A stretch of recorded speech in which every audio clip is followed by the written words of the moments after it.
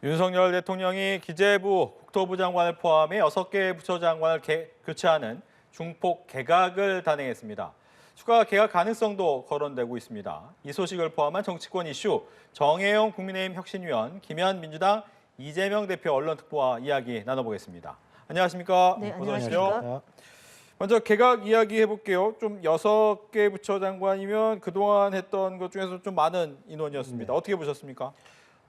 추경호 장관 또 한동훈 원희룡 장관 등 6분이 교체가 됐는데 아무래도 내년 총선을 앞두고 그 지역에서 윤석열 정부를 그동안 뒷받침해 오던 분들이 직접 현장에서 나가서 개혁을 완성을 하리라는 그런 모양새고요.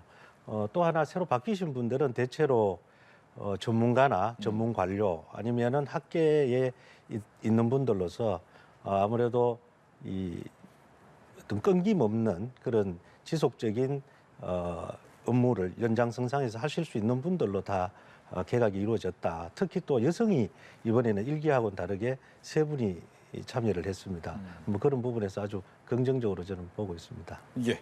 민주당에서 어떻게 보고 계십니까? 일단은 내년 총선용이다라고 보여지고요. 오늘 근데 이례적인 거는 방송통신위원장을 내정했다는 보도가 있었는데 네. 발표가 안 된 것이 그분이 아니어서 그런지 아니면 교통정리가 제대로 안 된 건지는 좀 봐야 될 것 같고요. 지금 두 번째는 박진 외교부 장관이 지난 국제대회 유치 실패로 경질될 가능성이 있었는데 그분에 대한 것도 지금 빠져 있는 것 같고요. 세 번째로는 이제 교통부 장관 그리고 여러 장관들이 예를 들어 빠지면 그 자리에 또 출마를 안 할 정치인들이 좀 들어가면서 숨통을 좀 틔워야 되는데 나오는 분은 출마할 분들이고 그다음에 지금 국민의힘에서 출마를 하지 않겠다는 국회의원이 그렇게 많지 않은 걸 보면 꽤나 좀 그 교통정리하기가 어려운 그런 상황이 된 것 같고요. 그리고 지금 한 분의 경우는 차관된 지 5개월 만에 또 장관으로 승진이 됐는데 이분이 과연 중소벤처부에 얼마나 전문성이 있는지에 대해서 좀 의아스럽고요.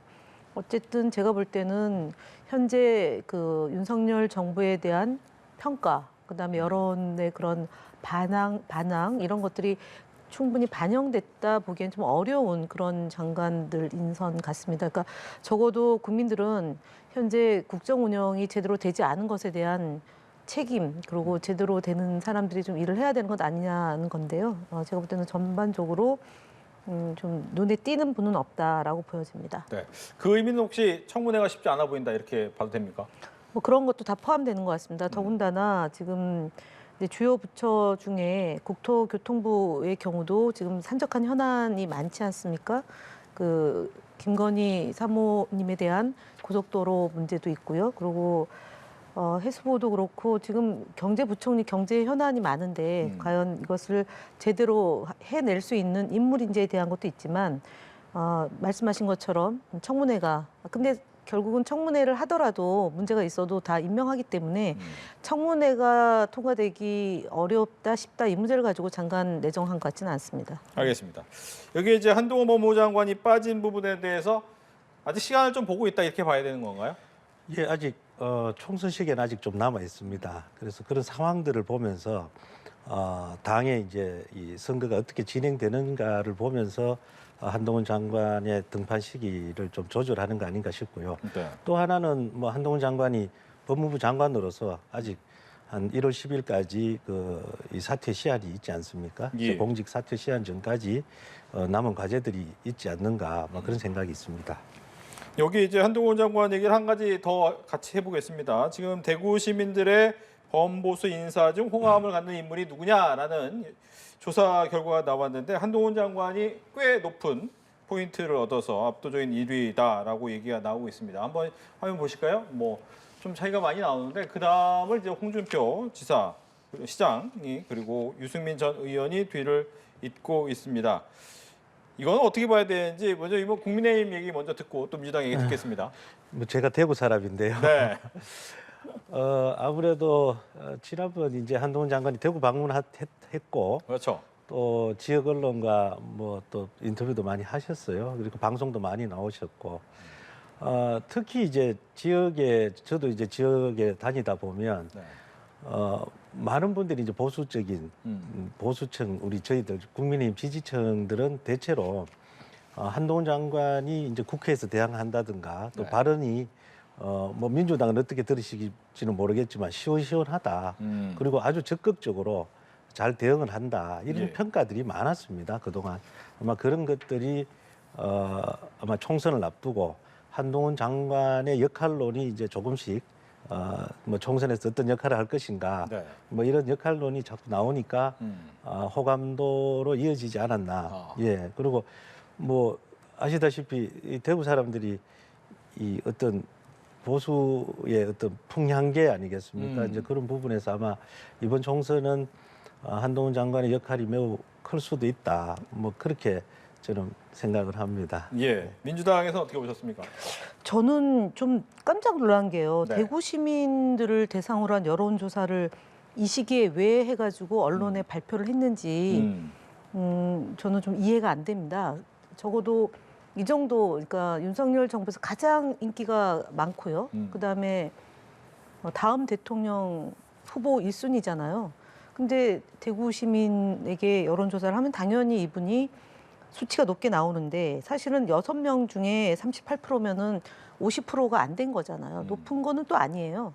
그러면 국민들이 볼 때 이분이 수도권에 출마하는 것을 염두에 두기보다는 네. 가장 안정적인 지역으로 가려고 하는 거 아니냐라는 그런 생각을 갖게 만드는 거고요. 특히 저희 더불어민주당 이제 유력 후보들과 함께 이렇게 경선을 했을 때 과연 가능한지에 대한 여론조사도 최근에 뭐 그 이전에도 꽤 여러 군데에서 있었던 것 같아요. 근데 결과가 썩 좋지 않았기 때문에 대구를 택할지 아니면 무리해서 수도권에 있는 특히 강남권으로 갈지를 보기 위해서 간을 보고 있는 거 아니냐라는 그런 생각이 드는데 제가 볼 때 높게 나오는 건 아닙니다. 알겠습니다. 장미란 문체부 2차관의 총선 차출론도 좀 얘기가 되고 있어요. 앞서서 뭐 원포인트 개각이나 추가적인 개각이 있을 때 여러 명의 사람이 좀 밖으로 나올 수 있다, 다시 한번 나올 수 있다라고 하는데 장미란 2차관 같은 경우에는 뭐 앞서 외교부 장관 얘기도 잠깐 했지만 한 5개월 정도의 시간밖에 없었는데 또 나오는 게 과연 맞는 얘기냐에 대한 논란이 좀 있습니다. 이분이 83년생이더라고요. 네. 그리고 이제 뭐 문체부 차관 가실 때도 굉장한 또 이제 센세이션을 좀 이렇게 반향을 일으켰죠. 근데 그때는 뭐 생각보다 많은 국민들이 한 분야의 최고의 이제 자리를 지켜온 사람, 아주 그런 부분들을 아주 역점적으로 호응을 해줬습니다. 해줘서 뭐 문체부 차관으로서의 역할을 잘 하실 거라고 믿었고 네. 그렇지만 국민들이 이 장미란 차관에게 어떤 실무적인 그런 부분들을 원하지는 않았을 겁니다. 큰 틀에서의 어떤 체육인으로서 성공한 사람의 어떤 역할들을 좀 많이 요구를 했을 것이고 그리고 또 총선에서도 필요하다면 저는 뭐 나와서 그 체육계의 대표로서 뭐 비례대표를 가시든지 아니면은 지역구를 뛰시든지 저는 충분히 뭐 출마를 가능하다고 봅니다. 특히 이제 차관도 있지만 1차관, 2차관 있으니까 그 차관님들 중에서 한 분은 또 어떤 이 밖에 나와서 이 총선 때 역할을 해주는 것도 저는 뭐 국정 운영의 큰 틀에서 뒷받침하는 것이다 이렇게 생각을 하고 있습니다. 네, 앞서 제가 이제 외교부 장관이라고 발언했지만 차관에서 중기부 장관으로 네, 반 그렇습니다. 부분을 네. 다시 한번 정정을 해드리겠습니다. 이제 시간이 이제 5개월 정도밖에 안 됐다는 공통점 때문에 제가 질문을 드렸는데 어떻게 보시는지요? 사실은 차관은 장관은 정무직이기 때문에 네. 뭐 정책 상황에 따라서 교체될 수도 있고 또 투입이 될 수도 있는데 그것을 혼돈과 혼란을 최소화시키기 위해서 차관을 두는 거 아닙니까? 그것도 큰 부처기 때문에 2명의 차관을 두는 건데 5개월만 하고 국회의원 출마하겠다. 고속 승진이에요. 지금 앞서 얘기했던 차관 하시던 분을 장관 시킨 것도 고속 승진인데 그만큼 인적 풀이 좀 제한적이다라는 것을 반증하는 것 같고 두 네. 번째는 본인에게 그런 기회가 와도 적어도 좀 한 1년 가까이는 차관으로서 활동하는 게 맞는데 장미란 차관은 좀 그런 요청을 되게 순응하는 것 같습니다. 그래서 결과적으로 제가 볼 때는 국회의원을 나가려면 또 국회의원을 하려면은 또 의정 활동에 대한 계획이나 내지는 본인이 어떤 그 정치를 하겠다라는 비전과 전망 이런 것들을 내야 되는데 그만두고 바로 국회의원으로 나간다. 제가 볼 때는 조금 시민들에게 또는 도민들에게 마뜩한 그런 건 아닙니다. 그러니까 그만큼 인재가 없다라고 저는 보여집니다. 네. 앞서 뭐 지금 사출설만 나오고 있고 나오겠다라고 얘기는 네. 되지 않았던 부분을 다시 한번 말씀을 드리겠고요. 이제 각 당의 상황으로 넘어가 보겠습니다. 이제 혁신안 수용을 놓고 조금은 좀 말이 많아지고 있는 국민의힘 얘기로 넘어가 보겠습니다. 혁신위원이시기도 하는데 원래 지난번에 나오셨을 때 저희가 월요일쯤이면 무슨 얘기 나올 거다라고 네네. 했었습니다만 월요일인데 목요일로 또 연기가 됐어요. 어떻게 네. 된 겁니까? 원래 월요일에 이제 보통 이제 줌 회의를 합니다. 네. 그래서 줌 회의라는 것이 사실 또 보안성도 취약하고 또 대면을 해가지고 또 이렇게 회의를 해야 뭐 제대로 된 의사들이 좀 전달되는 아직까지는 줌 회의가 익숙치는 않은 것 같습니다. 그래서 목요일에 이제 정기적인 어떤 대면 회의를 하기로 되어 있으니까 예. 목요일 날 다들 만나자 이렇게 협의가 됐고요. 뭐 혁신위가 지금 뭐 이 언론의 취재에 의해서 너무 많이 이렇게 하지도 않은 말들이 너무 많이 나와 있어서 그러니까 위원회라는 특징이 이 의결이 돼야 네. 위원회의 안건이 되고요. 그게 또 위원회의 목소리가 되는 것인데 위원들 개개인 한 사람 한 사람을 전화로 이야기해서 어떤 말들을 끄집어내고 그게 마치 위원회가 그렇게 하겠다는 것인 양 그렇게 표현하는 것은 좀 무리가 있다. 조금 지켜보셔라. 이게 굉장히 좀 혼돈의 시간이고요. 예. 또 굉장히 지난 11월 30일 날 혁신이 2호 안건을 이제 6호 안건으로 이제 권고안을 의결을 했던 6호 네. 안건으로 의결한 상황도 있고요. 또 윤여한 위원장이 어떤 이 본인이 이제 불출마 선언을 하면서 모든 걸 공천관리위원회로 넘길 것 같으면 차라리 나를 뭐 공관위원장으로 주시면 제가 혁신을 완성하겠습니다라는 그런 말씀도 하시고 해서 지금 굉장히 소용돌이거든요. 그래서 그런 부분에서 불필요한 어떤 그 오해 이런 것들 없이 이번 목요일에는 뭐 말끔하게 뭐 당 지도부 또 우리 혁신이가 어떤 정리할 수 있는 그런 계기를 만들어가고 자 노력하고 있습니다 현재. 네. 그러면 한 가지만 더 여쭤볼게요. 네. 지금 말씀하신 것처럼 혼돈의 속에서 여러 가지 말이 왔다 갔다 하다 보니까 뭐가 맞는지 모르는 경우가 많은데 제일 궁금한 게 그겁니다. 상정 요청했나? 네네. 근데 보면 지도부에서는 요청이 없었기 때문에 안 했다. 네네. 그래서 목요일 날 다시 상정하겠다. 네. 이 부분이 조금은 헷갈립니다. 저도 이게 이제 제가 지난번에 제가 이제 최고위 이제 보고를 제가 들어갔는데 네. 원래 이제 김경진 위원이나 오신환 위원이 주로 했습니다. 그래서 저는 그때 이제 대신 좀 참석을 했었는데 저한테 물어보더라고요. 그래서 저도 좀 궁금해가지고 네.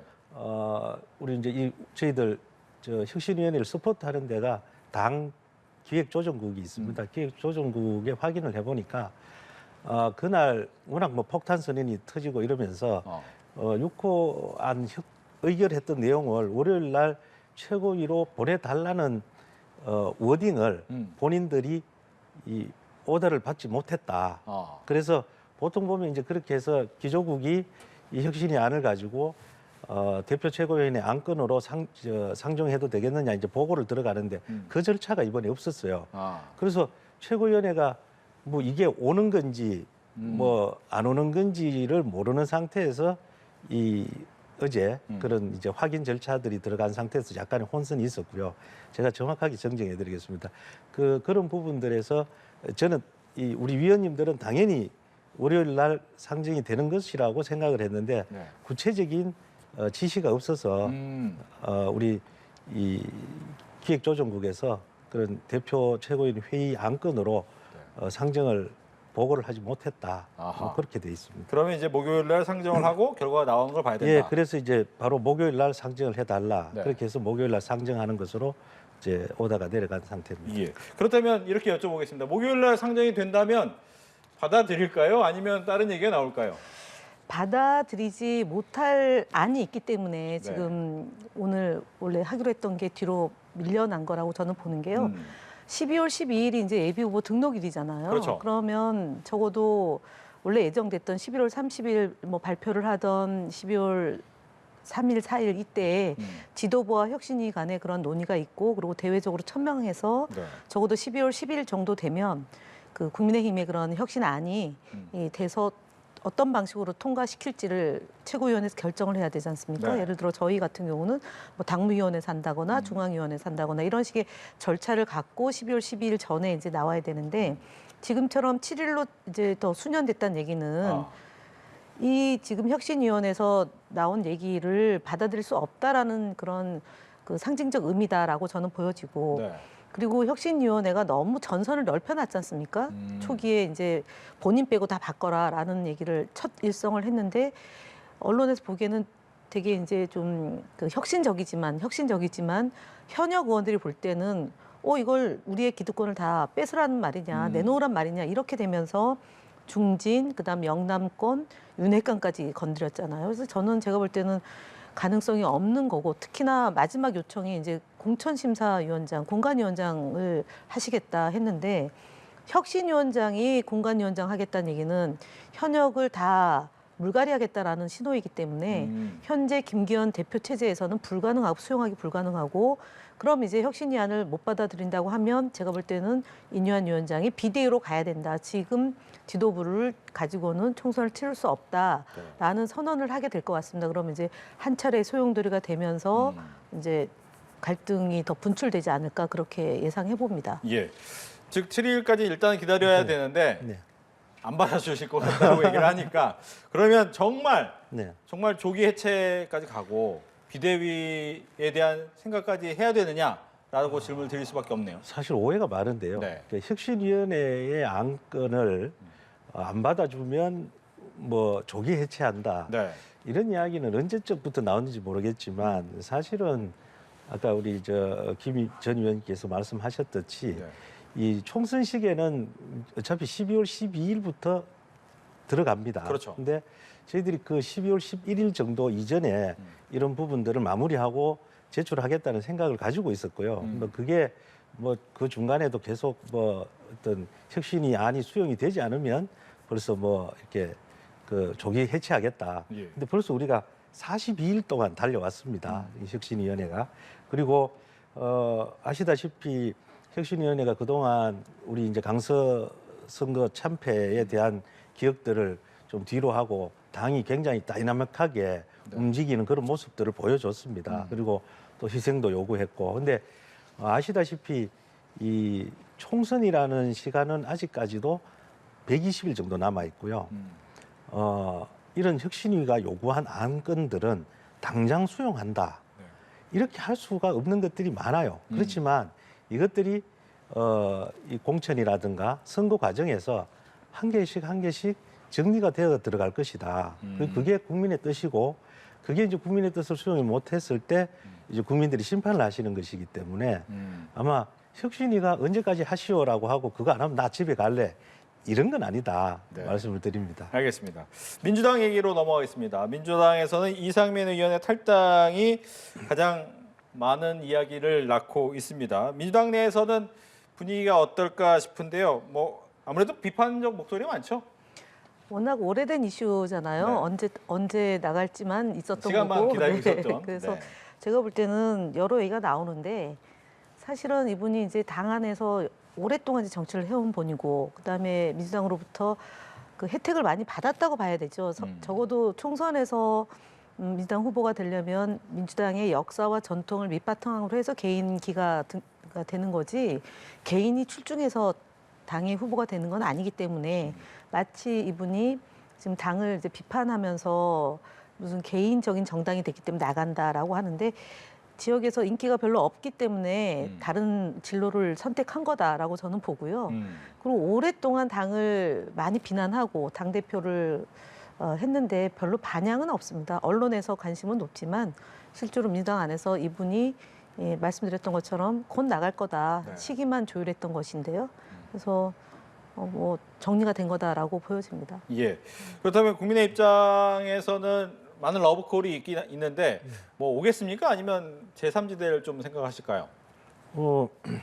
제가 한 3주 전에 대전에서 저희들 혁신위원들과 맞아요. 만났지 않습니까? 네. 강의도 하러 오셨죠. 예. 그때 우리 당에 대해서도 뭐 혁신의 목소리에 대해서 굉장히 이제 긍정적으로, 그러니까 민주당이 이 이재명 대표 이 독재 체제다 이렇게 하시면서 그런 부분들에 대해서 당이 그래도 혁신안을 가지고 이렇게 꿈틀거리는 모습이 보기 좋다 이렇게 말씀하시면서 약간의 가능성은 열어두신 것 같아요. 네. 국민의힘으로 입당하는 것도.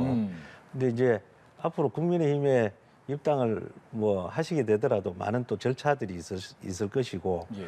또 민주당의 이상민 의원 본인 한 사람보다는 저는 이제 지금 7, 80여 명이라고 뭐 많게는 네. 뭐 3, 40명에서 7, 80명까지 된다는 그 비명계 의원님들의 움직임, 그리고 이낙연 전 이제 총리의 움직임, 신당 창당 움직임 이런 것들과 맞불려 가지고 네. 좀 한두 달 정도 이렇게 이 정치권의 이슈가 되지 않겠나 이렇게 생각이 됩니다. 예.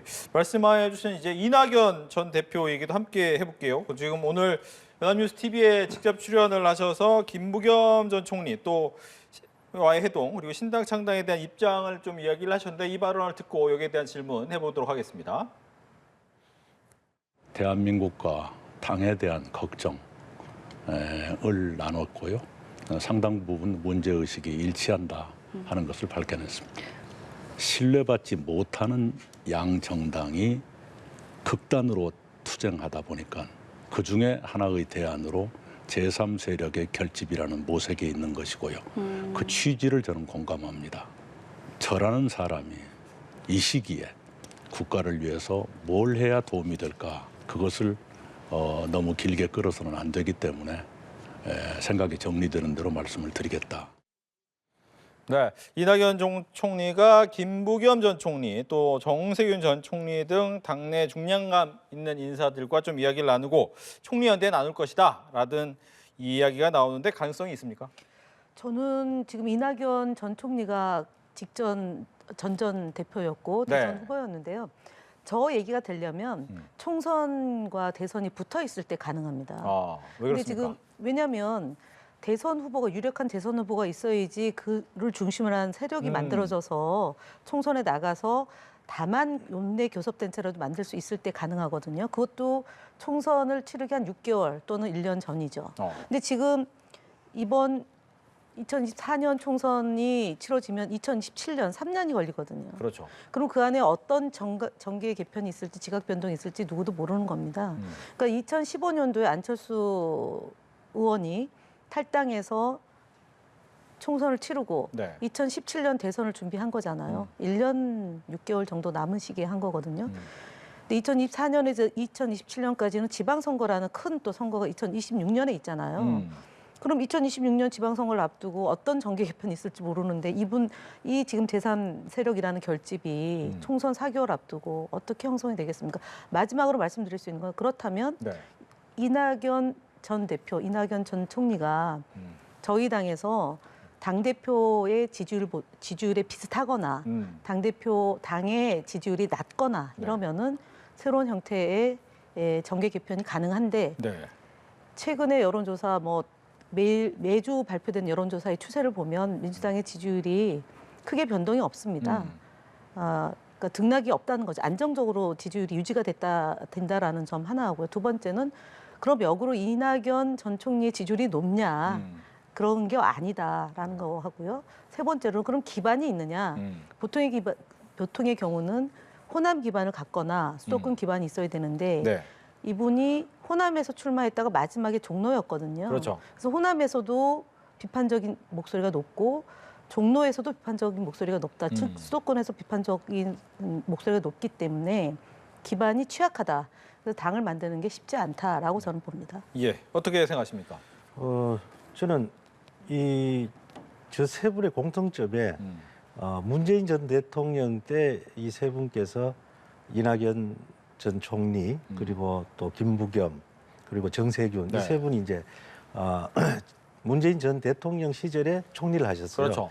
그래서 지금 이제 그런 구도를 친문과 친명으로 선거를 앞두고 나뉘어진다면 저 부분에서 이낙연 전 총리 전 대표께서 호남 지역을 바탕으로 좀 더 드라이브를 걸 수 있다면 뭐 나름 경쟁이 되지 않을까. 그리고 특히 민주당 같은 경우에는 지금 180여 석에 달하는 그 거대한 몸집이 오히려 총선을 앞두고 누구와 함께 계속 갈 것인가. 이 부분에서 분명 이번 총선은 구도가 다를 것이다. 네. 그래서 누구를 솎아내고 누구를 함께 갈 것인가. 이렇게 하다 보면 결국은 이 개파 간 갈등 이게 재현이 될 것이고 그러면 충분히 총선을 한 두세 달 앞두고는 가능성도 없지는 않다 이렇게 생각이 듭니다. 지금 이제 앞서 7, 80명 또는 3, 40명 얘기했는데 그 인원의 근거를 좀 대셔야 될 것 같아요. 그건 아니고요. 사실이 아니고 저희가 지금 오늘도 그 의원들에 대한 활동에 대한 여론조사가 지금 당 안에서 진행 중이거든요. 그리고 12월 12일 날 이제 예비 후보 등록을 하시는 분도 있을 거고 뭐 그 이후에 이제 의정 보고서를 다 돌린 뒤에 1월 10일 이후에 할 분도 있지만 저희가 지금 국회의원들 이제 후보 등록을 하기 위해서 공직자 그 평가하는 데서 이제 서류를 다 제출을 했습니다. 거기에 제출을 하지 않았다는 의원을 제가 별로 들어보지를 않았기 때문에 일단은 민주당으로 대부분이 출마할 것이고요. 최근에 원칙과 상식이라는 국회의원들이 4분 정도가 네. 12월 중순까지 결단하지 않으면 본인들도 모종의 중대 결심을 하겠다고 했는데 그 부분도 이제 봐야 되겠지만 내용이 되게 좀 모호해서 보다 분명하게 좀 입장을 말씀을 하실 필요는 있겠다라고 생각은 합니다. 근데 제가 볼 때는 지금 이제 김부겸 전 총리나 정세균 전 총리가 당에 대한 우려는 걱정은 하실 수 있죠. 그것이 곧바로 새로운 정치 세력화하기 위해서 말씀하신 거라고 보지는 않습니다. 특히 정세균 전 총리는 지금 노무현 재단 이사장을 맡고 계시기 때문에 그분이 그 자리를 뭐 이렇게 그만두고 정치를 하기 위해서 복귀를 하지는 않는다라고 저는 개인적으로 보는데 좀 지켜봐야 되겠습니다만 그리고 특히 이제 문재인 대통령 시절에 총리를 하셨던 분들이고요. 이분들이 문재인 대통령에 대해서 여전히 애정을 갖고 계신 분들이기 때문에 네. 전 대통령께서 민주당이 좀 단결하고 단합하라고 얘기를 했는데 단합하라고 얘기했는데 분열하고 갈등을 소지를 직접 만드실 분들은 아니다라고 저는 믿습니다. 네. 네. 짧게. 예, 뭐 민주당 입장에서는 그렇겠지만 앞으로 뭐 이 공천 과정이라든가 이런 네. 걸 겪다 보면 많은 변화가 있을 거라고 보입니다. 알겠습니다. 이렇게 해서 정치권 이슈를 두 분과 함께 이야기 나눠봤습니다. 오늘 이야기 잘 들었습니다. 고맙습니다.